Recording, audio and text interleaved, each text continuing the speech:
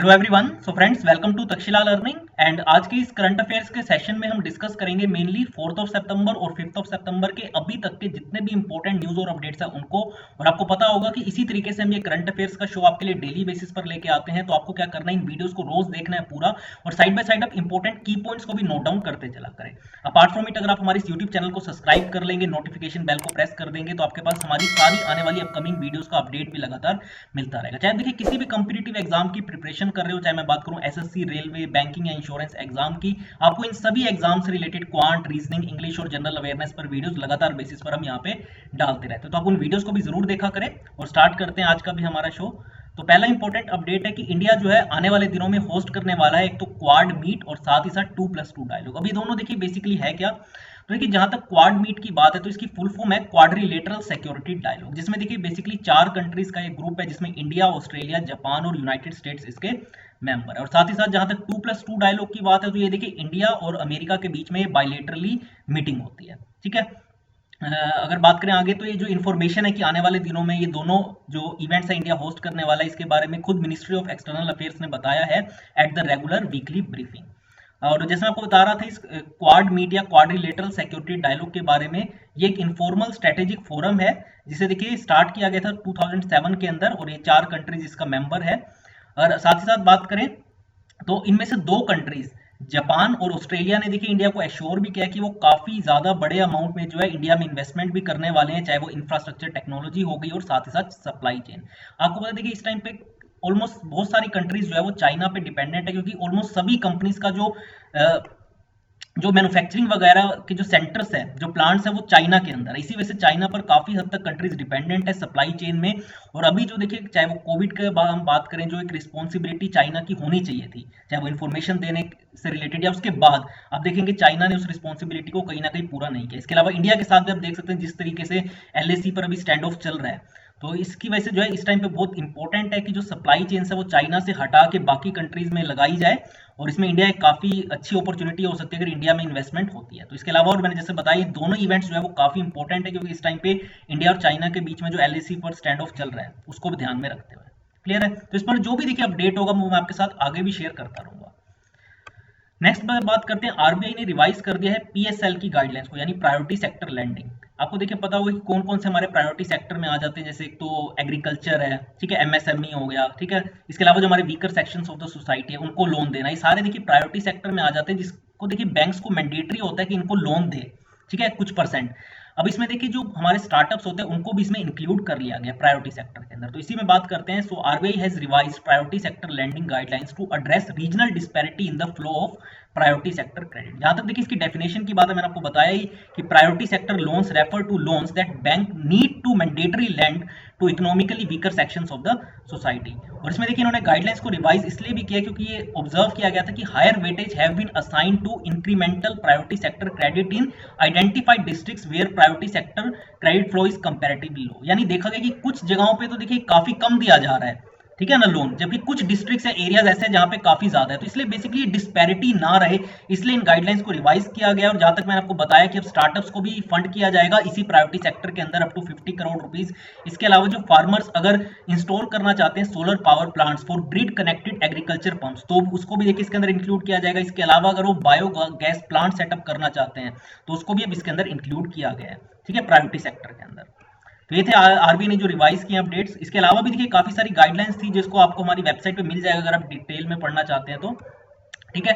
Next अगर बात करें तो आईसीएमआर यानी Indian council of medical research ने देखिए गाइडलाइंस को रिवाइज किया है, जिसमें देखिए कहा गया है allowing testing on demand for कोविड-19। देखिए आपको पता है कोविड-19 में जो मेन जो एजेंसी इंडिया में लीड कर रही है इसको, वो कौन सी है, आईसीएमआर है, ठीक है। चाहे वो टेस्टिंग को लेकर गाइडलाइंस रिलीज करना हो या वैक्सीन को लेकर जो इन्फॉर्मेशन देनी हो। तो आईसीएमआर ने नई गाइडलाइंस इशू की है for allowing testing on demand for कोविड-19। तो ये बेसिकली है क्या टेस्टिंग ऑन डिमांड, तो इसके बारे में बात करते हैं।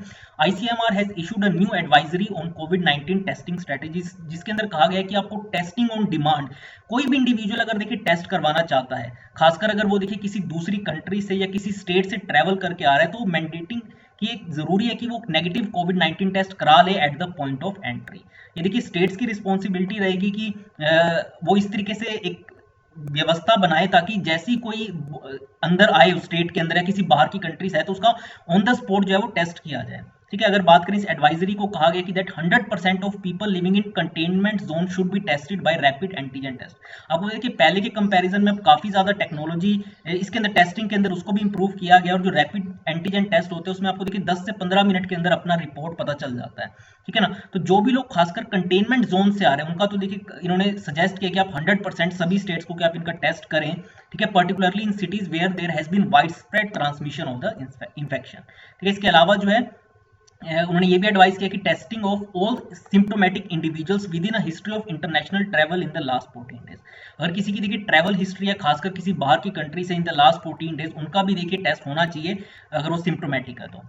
इसके अलावा देखिए आईसीएमआर ने ये भी सजेस्ट किया कि जितने भी एसिम्प्टोमेटिक पेशेंट्स हैं जिनका देखिए भी हाल ही में सर्जिकल और नॉन सर्जिकल अगर ट्रीटमेंट हुआ है तो उनका भी देखिए कोविड टेस्ट करना मैंडेटरी है। तो ये कुछ गाइडलाइंस है जो आईसीएमआर देखिए टाइम टू टाइम रिलीज करता है अकॉर्डिंग टू द सिचुएशन। अभी आपको पता है देखिए अराउंड 80,000 से भी ज्यादा रोज नए पॉजिटिव टेस्ट आ रहे हैं, तो इसको ध्यान में रखते हुए आईसीएमआर ने कहा है कि जितने भी इंडिविजुअल्स अगर चाहते हैं कि उनका देखिए टेस्ट हो, चाहे वो देखिए किसी दूसरी कंट्री से आए हो या विद इन द स्टेट, ठीक है, खासकर अगर वो कंटेनमेंट जोन से हो तो देखिए फिर तो 100% उनका कोविड टेस्ट करना जरूरी है सभी स्टेट्स को, चाहे वो रैपिड एंटीजन टेस्ट के थ्रू करें जिसमें देखिए 10 से 15 मिनट के अंदर आपको रिजल्ट मिल जाता है। क्लियर है, तो इस तरीके से देखिए time to time ICMR guidelines को रिवाइज कर रहा है, आपको भी देखिए पता होना चाहिए अगर आप खासकर कंटेनमेंट जोन में आते हैं तो। ठीक है, आगे बात करते हैं 11th edition of the Indra navy maritime exercise, जो कि देखिए इंडियन और रशियन नेवी के बीच में होनी है, वो आज से ही स्टार्ट हो रही है, तो इसके बारे में बात करते हैं।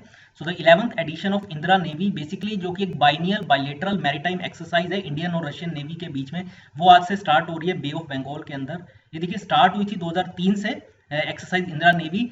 ये देखिए बेसिकली एक तरीके से लॉन्ग टर्म स्ट्रेटेजिक रिलेशनशिप को भी डिफाइन करते हैं between the two countries navy. ठीक है, अगर बात करें प्राइमरी एम जो इस एक्सरसाइज का बेसिकली रहता है वो है to further consolidate interoperability built up by the two navies over the years and also to enhance understanding and procedures for multi faceted maritime operations. जो भी देखिए दोनों कंट्रीज का देखिए ऑब्वियस सी बात है, हर कंट्री की जो डिफेंस फोर्सेज होते हैं उनका अपना कहीं ना कहीं जो है एक एक्सपर्टीज होता है, तो कहीं ना कहीं इस तरीके की एक्सरसाइज है वो दूसरे को शेयर करते हैं। अब इंडियन नेवी जो है वो रशियन नेवी को कुछ शेयर करेंगे एक्सपीरियंसेस, और वैसे रशियन नेवी के जो तरीके हैं मैकेनिज्म जो वो फॉलो करते हैं वो इंडियन नेवी के साथ शेयर करेंगे, ताकि जब भी देखिए इस तरीके का कोई ऑपरेशन परफॉर्म करना हो तो वो देखिए उस कंट्री की नेवी तैयार हो उसके लिए। ठीक है, इस तरीके से तभी जो है आप देखेंगे चाहे वो अमेरिका के साथ और बाकी कंट्रीज के साथ इंडिया टाइम टू टाइम इस तरीके के एक्सरसाइजेस चाहे वो नेवी की हो गई या एयरफोर्स हो गई या आर्मी की कंडक्ट करता रहता है। ठीक है, अगर बात करें इसके अलावा scope of this edition includes wide ranging and diverse activities across the spectrum of maritime operations, जैसे मैंने आपको बताया। ठीक है, यहाँ पे विजुअल्स के थ्रू देख सकते हैं किस तरीके से मैरीटाइम एक्सरसाइज होती है। और आज का हमारा देखिए आखिरी अपडेट, आपको पता ही होगा कि आज 5 सितंबर है यानी टीचर्स डे। ठीक है, और हम क्यों इसे सेलिब्रेट करते हैं, बेसिकली एक तो देखिए जितने भी हमारे टीचर्स हैं जिनसे देखिए हम पढ़े हुए हैं उनको एक तरीके से कंट्रीब्यूशन उनका जो रहा है हमारी लाइफ को बदलने का, उसको उनको थैंक्स करने का एक दिन है। और बेसिकली इसी दिन ही जो है बर्थ एनिवर्सरी भी है फॉर्मर प्रेसिडेंट और एजुकेशनलिस्ट रह चुके डॉक्टर सर्वपल्ली राधाकृष्णन, तभी देखिए 5 सितंबर डेट सिलेक्ट की गई है सभी टीचर्स को ऑनर करने की। ठीक है, अगर बात करें इसके अलावा प्रेसिडेंट रामनाथ कोविंद आज नेशनल अवार्ड्स भी देंगे टीचर्स को इन न्यू दिल्ली टुडे, ये वर्चुअल इवेंट के थ्रू। इसके अलावा इसके अंदर एजुकेशन मिनिस्टर जो है रमेश पोखरियाल निशंक और minister of state for education Sanjay Dhotre वो भी इस ओकेजन में प्रेजेंट रहेंगे। और साथ ही साथ अगर बात करें तो जो नेशनल लेवल अवार्ड्स है ये उन टीचर्स को दिया जाता है जिनका बेसिकली काफी कंट्रीब्यूशन रहा हो, सम ऑफ द फाइनेस्ट टीचर्स को इन द कंट्री। ठीक है, एजुकेशन को बढ़ावा देने में। इसके अलावा अगर बात करें इस बार जो है खुद प्रेसिडेंट 47 टीचर्स को अवार्ड देंगे for their commitment that they have improved the quality of school education. तो जिन भी टीचर्स का देखिए काफी एक तरीके से कंट्रीब्यूशन रहा होता है तो उनको इस तरीके से प्रेसिडेंट खुद अवार्ड करते हैं इससे। क्लियर है, तो ये थे देखिए आज के हमारे इंपॉर्टेंट अपडेट्स। कैसा लगा ये सेशन जरूर बताइएगा। इसके अलावा कल यानी संडे को आपको पूरे हफ्ते के जो हमारे करंट अफेयर्स है उस पर बेस्ड आपको क्विज का वीडियो मिलेगा, यानी सभी क्वेश्चंस को हम क्विज की फॉर्म में डिस्कस करेंगे ताकि आपको एक आइडिया लगे कि कैसे क्वेश्चन जो है वो आपसे एग्जाम में पूछे जा सकते हैं। तो आपको क्या करना है, हमारे इस यूट्यूब चैनल को सब्सक्राइब करना है, नोटिफिकेशन बेल को प्रेस करना है, और साथ ही साथ आप हमारी वेबसाइट भी विजिट कर सकते हैं जो कि takshiralearning.com, जहां पर देखिए आपको हमारा ब्रिलियंट 50 बैच मिल जाएगा, जहां पे हम अभी ऐसे 50 स्टूडेंट्स को एनरोल कर रहे हैं जो कि बैंकिंग और एसएससी की कोचिंग को लेकर काफी सीरियस है और पहले अटेम्प्ट में ही जो है इन एग्जाम्स को क्रैक करना चाहते हैं। देखिए उम्मीद है कि जल्द से जल्द अब ये एग्जाम होंगे, और खासकर अगर मैं बैंकिंग की बात करूं तो उसकी तो आईबीपीएस पीओ क्लर्क की नोटिफिकेशन भी आ चुकी है और इस बार वैकेंसी काफी कम है, तो इसलिए मैं चाहता हूँ कि आप 100% दें।